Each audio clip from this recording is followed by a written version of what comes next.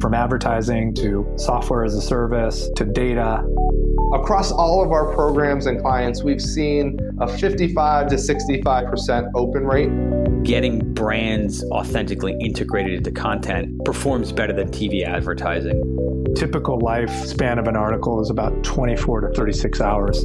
If we're reaching out to the right person with the right message and a clear call to action, then it's just a matter of timing. Welcome to the MarTech Podcast, and I Hear Everything production. In this podcast, you'll hear the stories of world-class marketers that use technology to drive business results and achieve career success. We'll unearth the real-world experiences of some of the brightest minds in the marketing and technology space so you can learn the tools, tips, and tricks they've learned along the way. Now here's the host of the MarTech Podcast, Benjamin Shapiro. Welcome to the MarTech Podcast. I'm your host, Benjamin Shapiro, and today we're going to discuss why digital marketers should adopt programmatic advertising now. Joining us is Vitaly Pecherskiy, who is the COO of StackAdapt, which is a self-service programmatic advertising platform used by hundreds of brands and agencies around the world. StackAdapt's data-driven platform combines state-of-the-art machine learning with a clean and intuitive user interface to provide media buyers with an easy way to plan, execute, and drive the best performance across all inventory and publishing partners. Yesterday, Vitaly and I talked about why programmatic advertising is actually growing, and today we're going to continue the conversation talking about contextual targeting's next level. All right, here's the second part of my conversation with Vitaly Pecherskiy, the COO of StackAdapt. Vitaly, welcome back to the MarTech Podcast. Good to be back. Thanks, Ben. Excited to have you back and excited to continue our conversation where yesterday we talked about some of the evolutions of programmatic advertising, where maybe programmatic advertising shouldn't be called programmatic advertising anymore. It might just be advertising. It's just the common way which we're buying media across all channels. I think at this point, it's safe to call it advertising. Digital marketing, the media buying, we're still going to go with programmatic advertising for the sake of making it sound fancy. But look, everybody's that's buying media is using real-time bidding, whether you're doing display marketing, audio advertising, buying videos. In theory, you're even using programmatic advertising when you're on YouTube and Google because they're using some of the same technologies that we think of with programmatic advertising. And so let's get away from this notion of, all right, should you be using programmatic or not? You're going to figure out what's the right method and channel to deliver your media, but you really need to understand who you're targeting. The web is a big place. The world is a big place. There's lots of potential listeners out there. And if you're going to protect your budget, you need to be able to target effectively. Talk to me a little bit about some of the targeting criteria that have been developed since we last talked about programmatic advertising. I would say definitely an area of interest for us and increasingly important topic for marketers is contextual advertising. And it's largely driven by changes at the legislation level. Obviously, everybody heard of GDPR and CCPA, privacy legislation, which likely will continue down that path, giving users more control over the data, pushes platforms to introduce other ways to reach consumers in an effective manner. Obviously, another change is from technology platforms that are considering removing certain identifiers like cookies, for example. So essentially for marketers right now, they oftentimes don't even see certain opportunities to deliver ads to users because they may have opted out from having their data processed, or they simply want to leverage other engagement models in order to reach those users. And I think historically, for many years, the narrative has been that third-party data and data on the user level is sort of the holy grail when it comes to delivering results for marketers. But we're actually increasingly seeing that it's not the only way to deliver results. And one of the really powerful way of doing it through contextual advertising is by virtue of having that precision of being in the moment when people are consuming content related to the brand, which is usually very difficult to do using third-party data.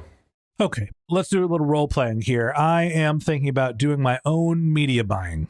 Not actually true. I really like Mopod Media. They do most of our advertising and help us grow our podcast. But hypothetically, sorry, Mike, we're pulling our budget and I'm going to go try to buy media myself. And I'm going to use StackAdapt, or maybe I'm going to go create my own SSP through a company like Ecom.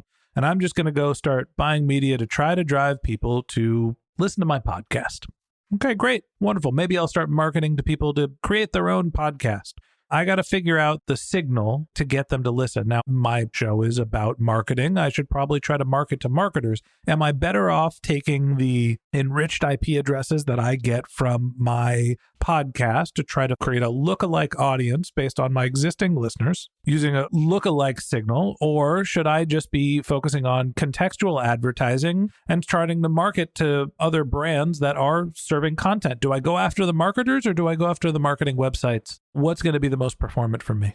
This is going to be entirely guesswork at this point because it really varies company to company. I would say the best way to know is just to let it battle it out and see what actually works better for you. If we're thinking specifically of marketing to marketers for podcast creation, my gut tells me that there might be a limited amount of contextually relevant environments where you can deliver that ad. So you have to be really thoughtful about how you create contextual targeting within a platform to be on those precise pages where those marketers could be. As you can imagine, the tough part would be isolating listeners from people who actually create podcasts. That, I would imagine, be the main challenge with contextual advertising. With lookalike targeting, building lookalike audience off of people who listen to your podcast obviously would be tricky because you want to target people who would be essentially decision makers about choosing to create the podcast, right? So I would say my strategy as kind of removing my marketer's hat and putting my business hat on would be a combination of outbound prospecting combined with some solid account-based marketing and sort of being omnipresent using both lookalike and contextual strategy. Okay. So let's forget about trying to get people to create their own podcast. And I just want a bunch of people to listen to my show. So I'm going to create this interesting little ad that's going to drive people to my Apple podcast link. And I'm going to start targeting marketers. I can either create a lookalike audience based on my existing audience, and maybe I want to do some age filtering. Maybe I'm doing filtering by specific job function, right? You can do all of these different types of filtering, but every time you're adding a different filtering segment, it seems like that cost goes up for the media, as opposed to I can just buy specific websites where I'm displaying my channel. Well, what's more cost effective generally when I'm putting these segments together? I'm going to do a lookalike audience and I'm going to filter by makes $250,000 more a year of household income. And I'm going to look for people that work in marketing and I want them to be left-handed. Or should I just go and say any website that is categorized as a marketing website, I should just promote my content there? So for lookalike, I would not restrict yourself on specific websites. With contextual advertising, I would say this is probably, again, I would never recommend just isolating one strategy unless one of them proves to work better. And the truth is you're probably engaging slightly different users, right? Reaching a user in a contextual environment inherently means that they're in the moment researching relevant topics. So if they're on a marketing related website, reading about top marketing podcasts, for example, that's a great, obviously, timing to tell them, hey, MarTech Podcast is a great podcast that you can check out. Whereas lookalike targeting, they might not very well be in the moment to actually be interested in listening. And they might not be in a moment when they are willing to sit down. But you can obviously build that additional awareness. And maybe at some point they search for it and find it. So I would say I just want to run them side by side, even for a rather meaningful time. And you can try turning on and off and seeing, okay, we're going to run them both side by side. How do they perform on just a click-through rate? If you're tracking some listen-through rates, you can look at that, at the quality of the user. If you have technologies to track whether they return and listen to it again, but then maybe the second month you want to turn off one of the strategies and keep one of them and see how that reflects onto overall listens and overall metrics. You want to continue essentially to experiment and zero in on a mix that works for your brand. This is always what scares me about programmatic advertising and running my own campaigns in general. There's so many decisions. How many impressions should somebody reach? What's the landing page experience? What the age criteria you should be targeting? What's your max bid? What SSP should you use? What type of behavioral targeting do you use? There's a million different variables that you can pick and different ways that you can run a campaign. So it's not just the science of delivering the ad. There is an art to programmatic advertising as well. Media buying is one of those complicated topics where, sure, you can test and you can A/B test and you can figure it out. What advice do you have for marketers who are sitting here saying, well, I've got small budgets, I need to see effectiveness. I don't necessarily have the ability to test and iterate and figure out what works. I need it to work for me to continue to invest in the channel. Are they better off going to a media buyer, or should they roll the dice and try to become their own media buyer and buy advertising direct? Marketing is no different, in my view, than just overall concept of building a business. And building a business, there's definitely bits of it that are scientific, but a lot of it is art. And there's definitely no way to make everybody successful in the business world. And marketing is just an extension of what a business needs to do to be successful, right?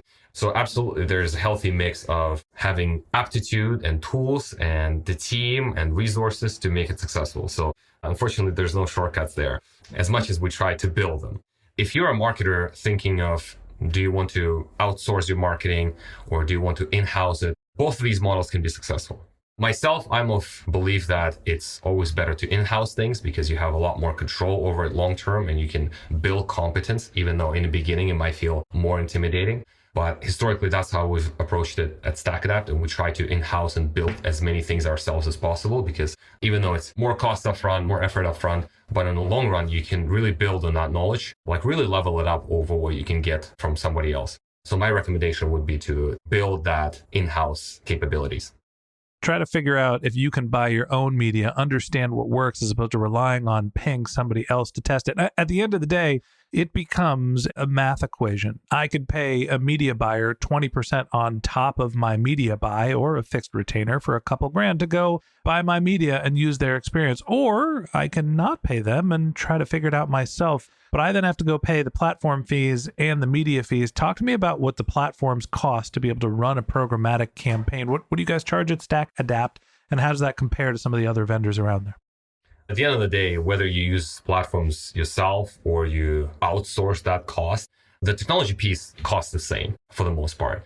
I think the piece related to outsourcing media buying, in order to evaluate it, maybe it might seem like obviously it's more expensive to outsource it versus in-house it in the short run. But I think one of the areas that few people think about, and this is why I think far from everybody has in-house. And if we time travel back to 2015, 2016, everybody was talking about in-housing media. And there was a sentiment that every brand will just in-house media buying and agencies will have no work in media. But the truth is, it has not happened, and that trend actually reversed, and fewer brands have that ambition to in-house it. And I think it's largely driven by the fact that it all comes down to people who operate these platforms. And if you're a brand looking to build this in-house capability, it needs to be very intentional, because if it's not intentional, then if suddenly you lose a resource that operates that platform, or you lose that endorsement from leadership, then essentially you're scrambling to try to find a backfill that gap in your organization. Whereas if you outsourcing, you have potentially more predictability in some ways.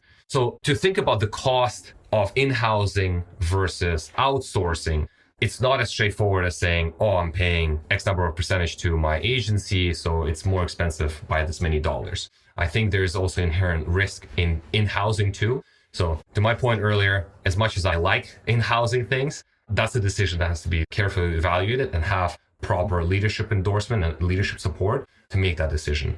At the end of the day, programmatic is just part of broader advertising strategy, and it's part of broader marketing strategy. So a decision about in-housing or outsourcing essentially comes down to whether you can realistically expect to be successful with your overall marketing strategy if you're using a mix of essentially outsourcing and in-housing, whereas you maybe in-house like a very thin sliver of some of these capabilities and you rely for everything elsewhere. So sometimes that decision could be that, well, there's just so many more capabilities that potentially are offered through a third party and a consolidated third party that it might be easier to consolidate through a third party. So I would say decision about in-housing has to be bigger than programmatic. It has to be essentially expand into broader advertising and potentially broader marketing topic that for many brands is a big undertaking.